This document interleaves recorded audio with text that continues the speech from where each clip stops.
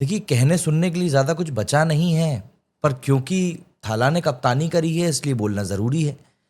मतलब आज चेन्नई में आपको इतने ज़्यादा पेड़ लगे हुए दिखाई देंगे कि आपको शायद ऐसा लगेगा कि आप एक बार फिर से, मतलब वो हम कहते थे ना, आदि मानव काल जिसको कहते थे, जब पेड़ ही पेड़ हुआ करते थे, वो वाला काल आ गया है।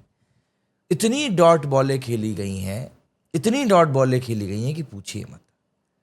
मतलब समझ में नहीं आ रहा कि यहाँ पर चेन्नई को आखिर हो क्या गया है। कोई नहीं बता सकता कि चेन्नई को इस समय क्या हो गया। मतलब ये पहली बार हुआ है कि चेन्नई लगातार अपने ही घर में 3 मैचेस हारी है। चेस करते हुए ये सबसे बड़ी हार भी इनको मिली, मतलब जब 50 रन से ये लोग हारे थे। पहले बैटिंग करते हुए सबसे बड़ी हार जो कि आज इनको मिली, 59 बॉल्स रहते हुए ये लोग हार गए हैं। 2008 के बाद से आरसीबी ने, 2010 के बाद से दिल्ली कैपिटल्स ने इनको हराया है। मतलब आप खुद एक बार सोचकर देखो कि आखिर क्या हो गया है भैया। ये चेन्नई जो एक समय पर जिसके बारे में कहा जाता था कि यार बाकी सब टीमें आईपीएल खेलती इसलिए हैं कि वो फाइनल में जाकर चेन्नई से खेल सकें, आखिर क्या हो गया है अब उस बात को? कहां गई वो बातें? क्या हुआ उन बातों को? लगातार सिर्फ और सिर्फ नेगेटिव चीजें ही चेन्नई के कैंप से निकलकर सामने आ रही हैं। धोनी कप्तान बने, बहुत अच्छी बात है, एक बहुत बड़ा फैन बेस है धोनी का, लेकिन देखिए, टू बी वेरी फ्रैंक, वो दौर अब गुजर चुका है। और अब जो धोनी के साथ हो रहा है वो सिर्फ और सिर्फ उनके नाम का, उनकी ख्याति का शोषण हो रहा है और कुछ भी नहीं। इसके अलावा अगर आप ये कहेंगे कि नहीं भैया Dhoni is the most capable captain, तो मैं इस बात से एग्री कर नहीं पाऊंगा। आज भी वो 9वें नंबर पर बैटिंग करने के लिए आए थे। उनके पहले ऑलमोस्ट हर उस व्यक्ति को भेज दिया गया था खेलने के लिए जिसको भेजा जा सकता था। एंड ऋतुराज गायकवाड़, जो कि हेयरलाइन फ्रैक्चर इनके एल्बो में हुआ है, वो बढ़िया आराम से मूव करते हुए, हाथ बांध के खड़े होते हुए, सब कुछ करते हुए दिखाई दे रहे हैं। तो फैंस ने सवाल उठाना शुरू कर दिया कि भैया फ्रैक्चर हुआ भी है कि नहीं हुआ है, क्या माजरा है? क्योंकि धोनी ने टॉस के टाइम पर बोल दिया कि हम लोग कुछ जरूरत से ज्यादा ही मैचेस हार गए। और देखिए, मैं तो सिर्फ इतनी ही सी बात मानता हूं कि भैया धुआं वहीं उठता है जहां पर आग होती है। चेन्नई का जो ये पावर कट हुआ है, इसके पीछे आखिर क्या रीजन है वो पता तो करना पड़ेगा। या तो ये लोग धोनी के ऊपर इतने ज्यादा डिपेंडेंट हो गए, इतने ज्यादा डिपेंडेंट हो गए कि उसके अलावा ये लोग किसी को तैयार करना ही भूल गए। और आज की तारीख में वही एक सबसे बड़ा कारण बनता हुआ नजर आ रहा है कि धोनी से आगे बढ़ के कुछ हो ही नहीं पा रहा है चेन्नई में। मतलब चेन्नई वालों का, चेन्नई का जो मैनेजमेंट है, लिटरली उनका बस नहीं चल रहा है, वरना वो 11 खिलाड़ियों की जगह पर धोनी को खिला ले। और राइडू जैसे जो कमेंटेटर्स हैं वो उस बात को भी बोल देंगे, हाँ भाई बहुत अच्छा काम किया है, चेन्नई इससे अच्छा कुछ नहीं कर सकता था। और ये ऐसा नहीं कि मैं चेन्नई टीम को सपोर्ट नहीं करता हूं, नहीं।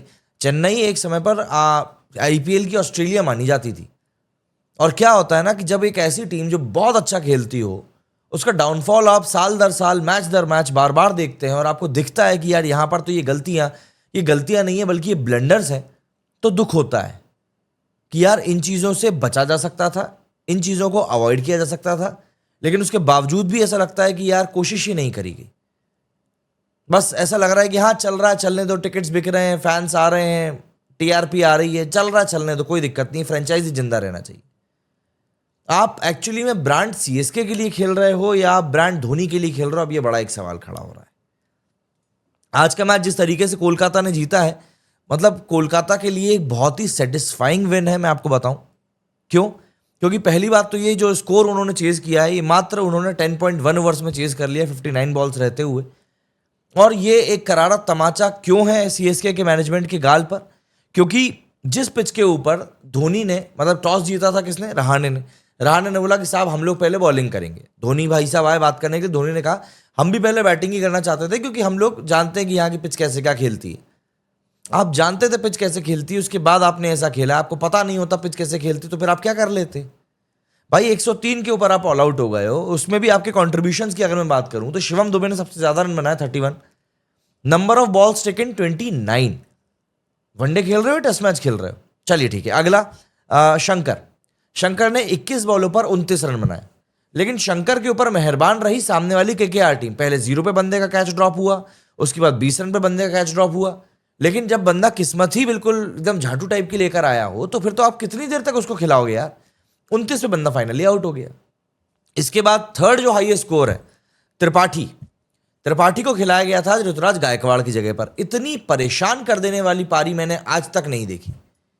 या युवराज ने जो T20 वर्ल्ड कप फाइनल में खेली थी श्रीलंका के अगेंस्ट, उसको एक बार आप मान सकते हो। मतलब बेचारा वहां पर बिलखता रहा, तड़पता रहा, झिलमिलाता रहा कि यार कुछ तो हो जाए। 22 बॉलों में 16 रन बनाकर आउट हुआ। कॉनवे 11 बॉलों में 12 रन बनाकर आउट हुआ।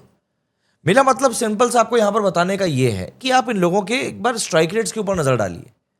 क्या इन लोगों के स्ट्राइक रेट्स को देखकर आपको एक पॉइंट के लिए भी ऐसा फील हो रहा है कि यार ये लोग T20 मैच खेल रहे थे? या फिर मतलब या तो ये लोग T20 मैच नहीं खेल रहे थे, या फिर KKR ने इतनी शानदार बॉलिंग करी है कि चेन्नई वालों के पास लिटरली आज कोई जवाब नहीं था। मैं एक्चुअली में आपको स्ट्राइक रेट्स के ऊपर इसलिए लेकर जाना चाह रहा हूं जिससे कि आपको समझ में आए कि KKR भले ही चेज कर रहे थे, उनके सामने टारगेट था, बट स्टिल स्ट्राइक रेट का कितना बड़ा डिफरेंस आया है दोनों ही टीमों के स्कोर कार्ड्स में। अगर हम लोग चेन्नई के स्ट्राइक रेट्स की बात करें तो जो सबसे हाईएस्ट स्ट्राइक रेट गया है वो गया 138 का, विजय शंकर का, जिनने 21 बॉलों में 29 रन बनाए, दैट टू 2 कैचेस ड्रॉप होने के बाद। इसके अलावा डेवन कॉनवॉय का 109 का स्ट्राइक रेट रहा, राहुल त्रिपाठी का 72 का स्ट्राइक रेट रहा, जो कि आजकल वनडे में भी घटिया माना जाता है, और शिवम दुबे का रहा 106 का स्ट्राइक रेट, है ना। ऐसा लग रहा था बस पूरे टाइम ये लोग स्ट्रगल ही करते रहे। और धोनी भाई की बात किए बिना तो भाई ये वीडियो खत्म हो ही नहीं सकता। तो आज धोनी भाई 9th नंबर पर खेलने के लिए आए थे, बहुत नीचे ढूंढने जाना पड़ रहा है मुझको उनको। और धोनी भाई आज जो थे 4 बॉलों में 1 रन बनाकर आउट हो गए। मतलब कोई काम नहीं आया उनका वहां पर आना। दीपक हुड्डा को इन लोगों ने बिल्कुल एंड मोमेंट पर as an impact player use किया, क्योंकि इनकी बैटिंग जो थी पूरी तरीके से फ्लॉप हो रही थी। तो दीपक हुड्डा को ये लोग एज एन इम्पैक्ट सब अंदर लेकर आए, और हुड्डा साहब ने बहुत शानदार कंट्रीब्यूशन दिया 0 रन का। यहां पर सब लोग धोनी के बारे में बोल रहे हैं एक्चुअली कि यार देखो धोनी ऐसा कर रहा है, धोनी वैसा कर रहा है, धोनी ये है, धोनी वो है। बट आप एक बात को समझकर देखो, अकेला धोनी क्या करेगा।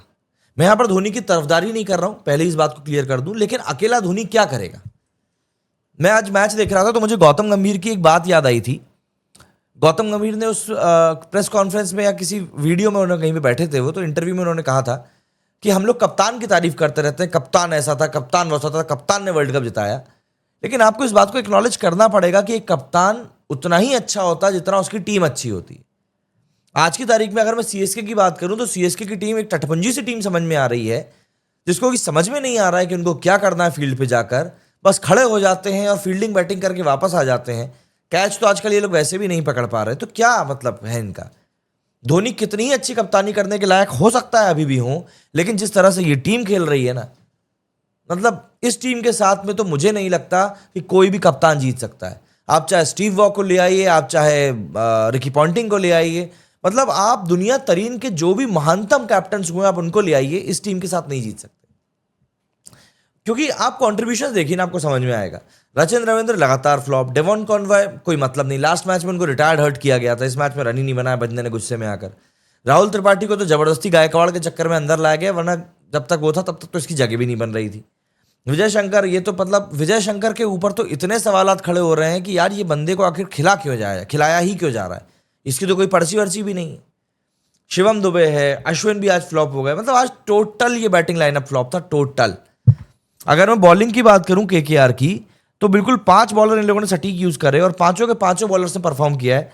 आप इस बात से अंदाजा लगा लीजिए कि हाईएस्ट इकोनॉमी रेट जो गया है बॉलर का, वो गया वैभव अरोड़ा का 7.75 का। मतलब इससे ज्यादा किसी का इकोनॉमी रेट गया ही नहीं। अब रन ही जब इतने घटिया बने हो 103, तो फिर क्या ही इकोनॉमी रेट जाएगा। अब जरा बात करते हैं KKR के बैट्समैन के स्ट्राइक रेट की। ठीक है, टारगेट कम था, but still the way they approached target, वो उनके नेट रन रेट को भी फायदा दे गया। 10 ओवर में उन्होंने इस टारगेट को चेज कर लिया, वो भी 8 विकेट रहते हुए। यहां पर स्ट्राइक रेट की अगर मैं बात करूं, क्विंटन डिकॉक का स्ट्राइक रेट 143, बंदे ने 3 छक्के पेले।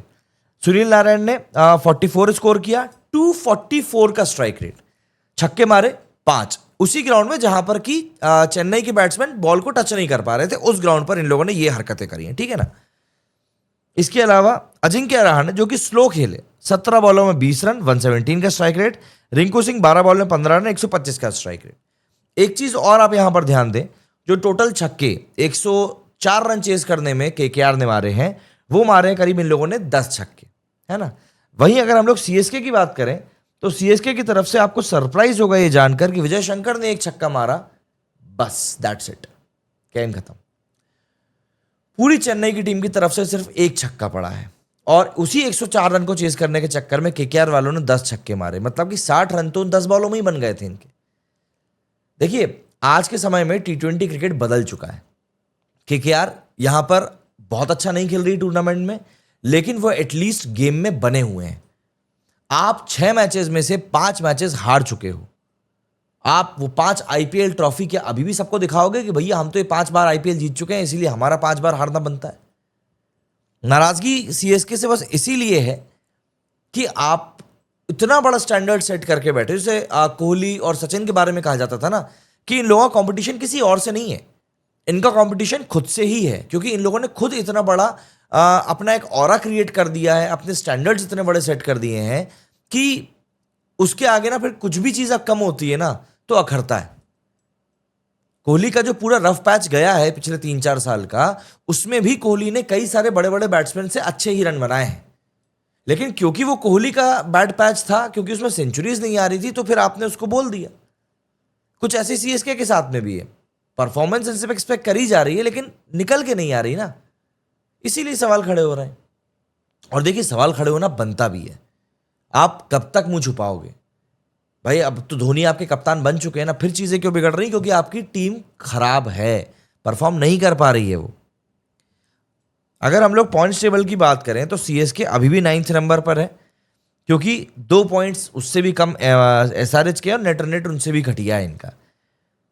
अगर हम अभी इस पॉइंट ऑफ टाइम की बात करें तो लगातार सीएसके जो है 5 मैचेस हार चुकी है लगातार, जिसमें से कि कई सारे मैचेस वो चेपॉक में भी हारे हैं, जो कि उनका गढ़, उनका किला माना जाता था।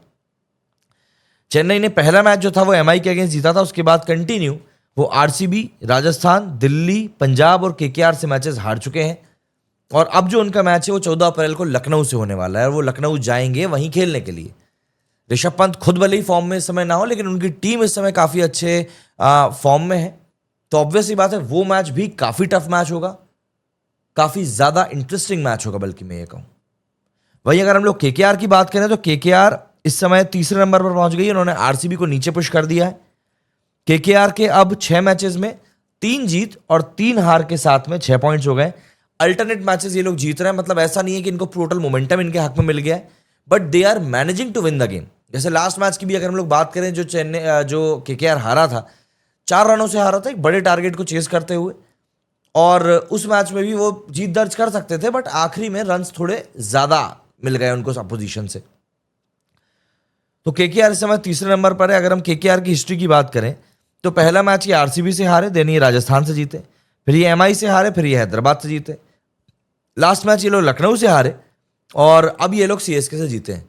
लखनऊ के खिलाफ तो देखिए बहुत ज्यादा रन पड़ गए थे, मार्श, पूरन, सबके सब बिल्कुल रगड़ के पेल गए थे इन लोगों को, बहुत ज्यादा रन बन गए थे। फिर उसके बाद कितना ही बड़ा, जब 210 215 के ऊपर टारगेट जाता है ना, तब चेज करना ना एक बहुत मुश्किल टास्क हो जाता है, क्योंकि कांस्टेंट प्रेशर बना रहता है। लेकिन केकेआर ने इस मैच में शुरुआत से ही पकड़ बना के रखी, और एक तरीके से देखा जाए तो ढील छोड़ी ही नहीं, 1% भी ढील नहीं छोड़ी, और यही कारण रहा कि match in the and Chennai के लिए बहुत ज्यादा फ्रस्ट्रेटिंग हो गया।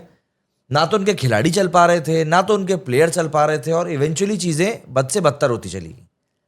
ये हुआ है सिंपल सा फैक्ट। चेन्नई जिस तरीके से इस मैच को हारा है, ये मैच उनको काफी ज्यादा अखरने वाला है। एक तो हार अखरेगी जो 8 विकेट से उनको मिली है, और दूसरा सबसे ज्यादा जो उनको अखरेगा वो ये अखरेगा कि भैया धोनी की कप्तानी में वो लोग एक बार फिर से हार गए। मतलब उम्मीद की जा रही थी कि धोनी की कप्तानी में तो ये लोग एटलीस्ट मतलब थोड़ा अच्छा प्रदर्शन करेंगे। मैं कमेंट्री सुन रहा था तो राइडू भाई साहब बोल रहे थे वहां पर कि आज तो थला की वापसी हुई है, तो कुछ अलग तरीके से, अलग कॉन्फिडेंस से ये लोग खेलते हुए दिखाई देंगे, बट नहीं, यहां पर कुछ भी अलग नहीं हुआ है। सब चीजें वैसी की वैसी हैं, कुछ भी नहीं बदला है। और मैं तो बस यही कहूंगा कि यार चीजें कुछ बदल नहीं रही हैं, लेकिन अगर अप्रोच आप सही रखो तो शायद चीजें सही हो जाए। और देखिए, मैं धोनी का फैन हूं, मैं धोनी के क्रिकेट को बहुत पसंद करता हूं, बट इस फैक्ट से भी अपने को एग्री करना पड़ेगा कि यार बंदे का टाइम अब हो चुका है। आप 43 इयर्स के बंदे को, जिसको कि लेजेंड क्रिकेट लीग में खेलना चाहिए, धोनी, सचिन पाजी के साथ में, युवराज पाजी के साथ में, वो बंदा यहां पर नए लड़कों के साथ में आईपीएल में कैसे कंपीट करेगा यार? ठीक है वो छक्के मार देता है, ठीक है वो कीपिंग कर ले रहा है, ठीक है वो कर ले रहा है जो उसको बोला जा रहा है, लेकिन आपको इस बात को समझना पड़ेगा कि कब तक करेगा यार वो। आप जबरदस्ती का उसको खींचे जा रहे हो क्योंकि आपको अपना आईपीएल का ब्रांड बचाना है। आपको सिर्फ ब्रांड बचाना है, आपको और कुछ नहीं करना। और उस ब्रांड के चक्कर में आपने उस बंदे के करियर की बैंड बजा दी है। मतलब धोनी का करियर इतना शानदार तरीके से खत्म हो सकता था, लेकिन बस वही कुछ सेल्फिश लोग जो कि टिके रहते हैं कि नहीं भैया कर लो कर लो कर लो, मतलब पूरा का पूरा नाम खराब कर दिया। मैं एक कोट है जो कि आजकल बहुत चल रहा है धोनी के नाम से, कि भैया आपके पास में अपॉर्चुनिटी रहती है एक सही समय पर अलविदा कह देने की, हीरो की तरह, और अगर आप वो चीज नहीं करते हो तो आप खुद को विलन बनते हुए देखते हो। और इस समय कहीं ना कहीं यही हो रहा है। चेन्नई के फैंस जो कि डायहार्ड फैंस माने जाते हैं चेन्नई के, जो चेन्नई के अगेंस्ट एक शब्द स्टेडियम में, लाइव में या सोशल मीडिया पे ही क्यों ना हो सुन नहीं सकते, आज खुद वो लोग कहीं ना कहीं ये कह रहे हैं कि यार ये अब कुछ गलत हो रहा है। अगर मैनेजमेंट को ऐसा लग रहा है कि धोनी के जाने से फैन फॉलोइंग चली जाएगी, तो शायद वो लोग बहुत गलत सोच रहे हैं, क्योंकि चेन्नई की कल्ट फॉलोइंग है और अलग अलग तरीके हैं कि आप धोनी को टीम से जोड़े रख सकते हो। लेकिन अगर आपको बंदा मैदान के बीच में ही चाहिए तो फिर आपको उसका उम्र का तकाजा भी करना पड़ेगा, उसकी फिटनेस का भी तकाजा करना पड़ेगा और उसकी परफॉर्मेंस भी देखनी पड़ेगी। धोनी की परफॉर्मेंस लगातार इतनी ज्यादा बुरी आ रही है कि आप समझ नहीं सकते कि यार ये बंदा कहां पर जाकर रुकने वाला, लगातार बुरी आ रही है। और उसके बाद में फिर आप कहते हो कि नहीं यार हमको तो ये बंदा चाहिए ही चाहिए। ऐसा नहीं होता, क्योंकि फैंस जो है ना, फैंस वहां पर क्रिकेट मैच देखने के लिए आ रहे हैं, उस बंदे को इतना देखने के लिए अब नहीं आ रहा है। वो लास्ट सीजन तक था, अब नहीं है।